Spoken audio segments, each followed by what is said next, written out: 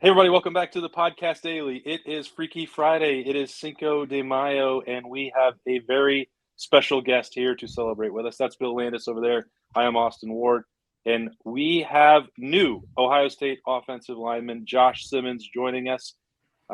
Josh made the decision last weekend after a visit to Columbus to join the Buckeyes. He will be on campus soon. Josh, first of all, congratulations on the decision. Welcome to Columbus, and when will you be here? I'll be there around the 9th, because that's when I have like a summer class to pick up over there. All right, the 9th. So he will be here soon. What was it really that boiled down to the Buckeyes being the right fit for you, Josh? It was really just like they checked off every box. I mean, I came up there. Obviously, the facility is insane. And then you just go over there and you kind of pick every coach's brain about stuff. Like Coach Fry, he was telling me, like, he was showing me a different perspective about offensive line that I've never seen. And I watch a lot of football, so that was kind of crazy. I mean, obviously, through the process, I was talking to other coaches, and they were actually saying, okay, if you go to Ohio State, that's good. I think Justin Fry will will produce you very well. And so that was just a testament. I know, coaches kind of have that big, like, they don't really like giving other coaches compliments. So. And then I talked to Coach Day, and he had like a really good conversation with him, but just about not even just football, but just about maybe life after football. And no football really wants to think about that, because your life is football. So I mean, it was great. I mean, it just felt perfect. So I just kind of pulled the trigger when I could. Josh, correct me if I'm wrong, but you did have plans to visit elsewhere after Ohio State. Is that right? And if so, I guess what about it, I guess, led you to kind of cut that process short and not go see whatever else you had scheduled after Ohio State? Yeah, so that was more just, this whole process was a little stressful, just kind of trying to balance, school and recruiting, and then, kind of making each fit, inside, because I was still in school while taking all these visits. And I didn't want to waste any time. Like, I knew Ohio State, that's where I wanted to go. And I felt like, okay, well, I'll have a week to just kind of lock in and finish the semester strong. So I just decided to do that. I didn't want to waste anybody's time, especially knowing that this is where I want to be. It looks like I see the top half of what appears to be a Block O. So you must have also done some shopping while you were in town. So Yeah. You must have known while you were here. No doubt. How does the Block O look on you? It looks amazing. I never felt sexier. That's great. So when you talk about that process and you're trying to balance wrapping up school with the next step in your, athletic journey, tell me what it's like to be someone in the transfer portal and generating so much interest. I would think it has to be overwhelming. How did you manage it? Yeah, so I mean, as soon as I hit the portal, I did my research. I just wanted to make sure, stuff would fit correctly. So I did that. I look at schools that I felt like, obviously, like, I've loved Ohio State. It's like a childhood favorite. So, and with Coach Fry being there, that was immediately probably like number one, like by far. So that was it. I just kind of narrowed it down to three. It was just Florida, Oklahoma, and OSU, and they came out with it. So, Josh, you announced you were going into the portal in February, but you couldn't actually go into the portal in April. But so you kind of missed spring ball, I guess, in that time between. So what were you doing in those couple months to, I guess, like, keep the football side of things sharp while you were waiting to see where you ended up? Training. I was training with a friend who actually lived on campus at San Diego State. He's more of a power lifter guy, but he definitely played offensive line with me the previous spring. And we were just going through, and he's a really good friend, so he's gonna tell me like what I need to work on. And so we were just going on the field 2-3 times a week, and we were just attacking you, kind of brushing and polish up on what I needed to do. Mm-hmm. Bill is really the offensive line guru for us here on the podcast, so I don't want to take all of his questions, but Berm loaded up some of these clips, and we've seen some of them on Twitter and elsewhere, preparing for what you might bring to the Buckeyes. And I think maybe it was the first one that we've got where you just absolutely bury a guy into the ground and look like you've got a little bit of nastiness to you when you've got somebody and you're winning a one-on-one block like that. Describe your mindset and mentality when you're playing out there on the edge. Yeah, when you're playing out there on the edge, I mean, it's really first you got to get the angle right, because I mean, I feel like if you have a bad angle, he'll take advantage of you, especially with speedy guys out there. But other than that, I mean, I'd say just I want to immediately just kind of get my hands on them, punch them as hard as I can, stop their momentum, and just have my way with them. 9 times out of 10, like offensive tackle is going to be stronger than the edge, so I feel like making sure that you stop that momentum. I mean, I feel like you could just have your way with them after that. Do you like to trash talk when you win a rep like that? I don't. I'm more a guy like that game to make it burn a little bit more. Yeah. Josh, so you're starting as a redshirt freshman, right? So I would imagine that comes with some learning processes, some growing pains as you're trying to adjust to that level coming from high school and playing for the first time at the college level. What do you feel like you learned throughout the course of last season, being that you were so young and that you were a first time starter? Yeah, there's a lot of different dynamic of players out there that that you're not going to see. Like usually in high school, you're going to get the same thing every time, like just a 6'1", 205 edge, and he's kind of just doing the same moves over and over again. Whether in like college, you have a lot of people have a different toolbox, have different arsenals, been coached by different philosophies and stuff like that. So I mean, really, it's just about film. I feel like if you just go out there and really study him and know him better than he knows himself, you'll have, especially with good coaching. Like Coach Goff, he was a really good coach, so I think that's kind of what I had to do. Just kind of just make sure I studied them really hard, because there's a lot of different things that different D linemen do. I was trying to think of a way to ask this delicately, but I guess I'll just ask it bluntly. Like you incurred a lot of penalties last year. Most of them were false starts. I guess what did you learn about that? Like I don't know, some refs might call it differently than others game to game. I'm sure that's hard to deal with, but what did you learn throughout that process as you kind of, I guess, learn that side of things? Yeah, my thing, I think I need to stay very there's no being around it. You just got to stay locked in. Something that just shouldn't happen, hurting your team. That's something that should never happen. I think Utah game, I think is Utah and Boise is kind of some of the ones that I kind of racked up the most of them, because I hear anything. That was like the first experience I've ever had with that, and something that I definitely want to practice, when I get down there and work on as soon as I get down there, even if it's just by myself, just kind of just going off of movement of the ball. Because I couldn't hear the clap. Obviously, there's no excuse for that, but yeah, you got to stay locked in, and that's something that I'll be fixing immediately. Just watching? Sorry, I was going to cut you off there.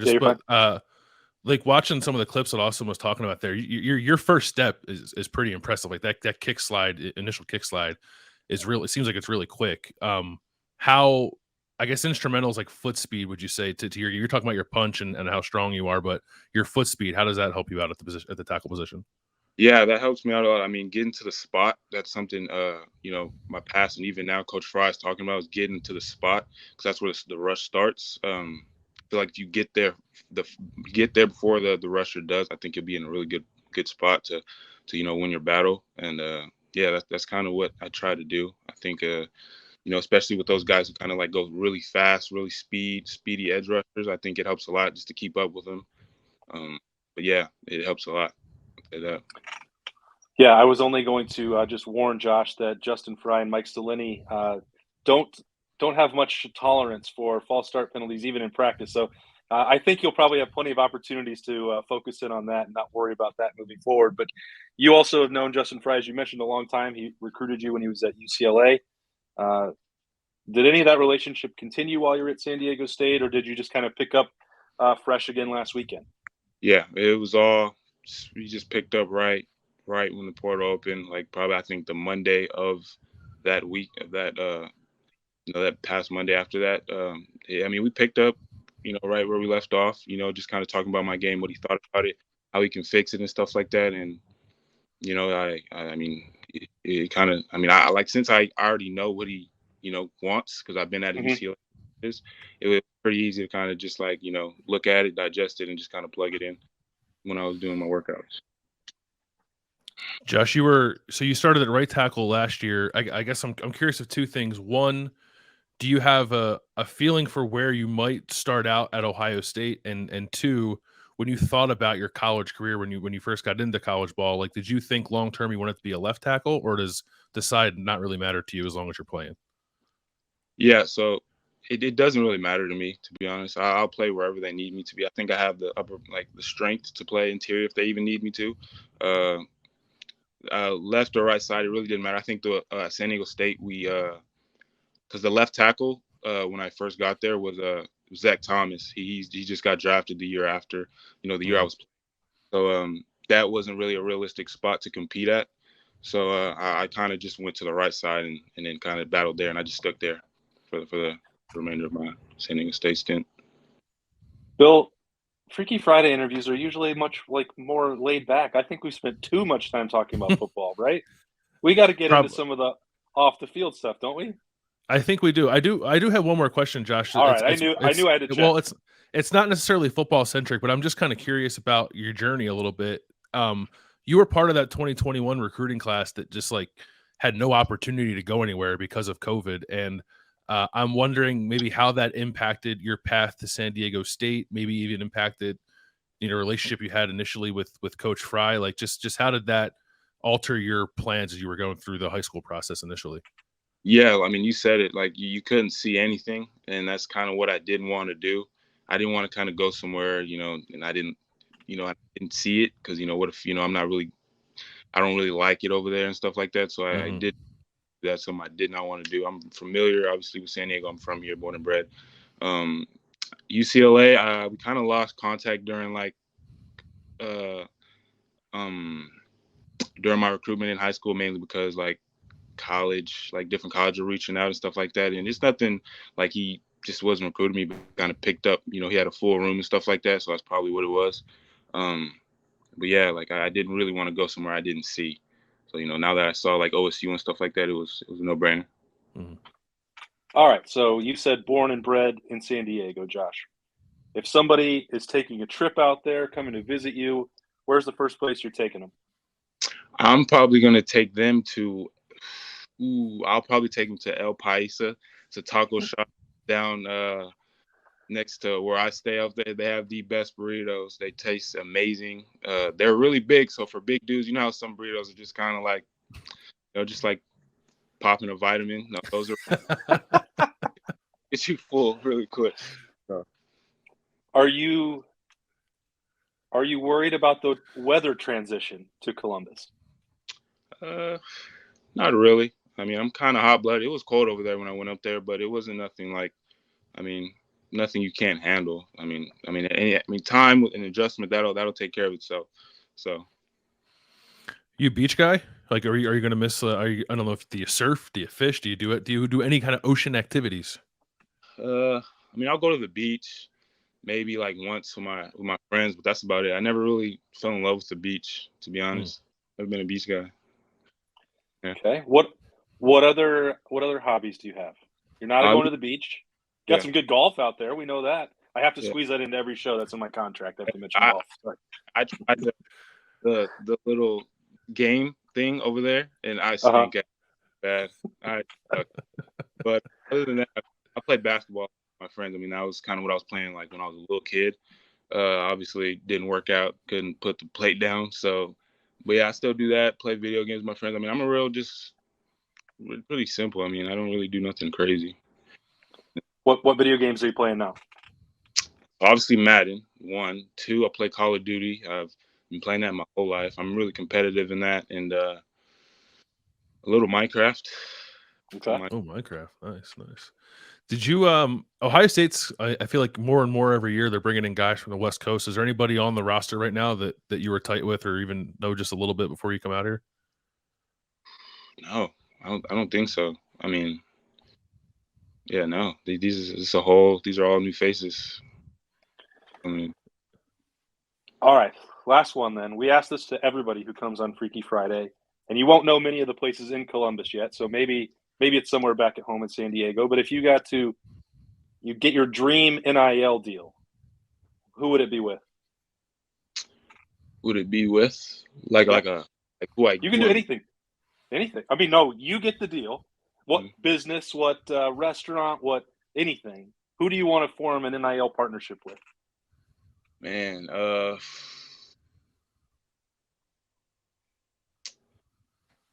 I don't know, man. I mean, shoot, that's the thing. I've never gotten my toe in that, but I mean, food related, lay it on me.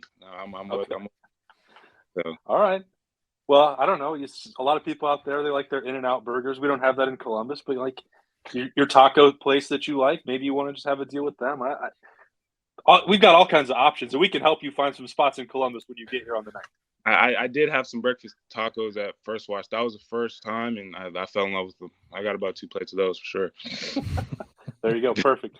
And I think you may have had some Hyde Park as well, so that's another start. You might want to go back and make sure that they're taking care of you when you get here. But the meal must have been good, must have helped having that time in Columbus last weekend, because you are now an Ohio State commit, and Josh Simmons is we appreciate your time. We're looking forward to covering you as you get out here. Congratulations on that decision, and thanks again for joining us.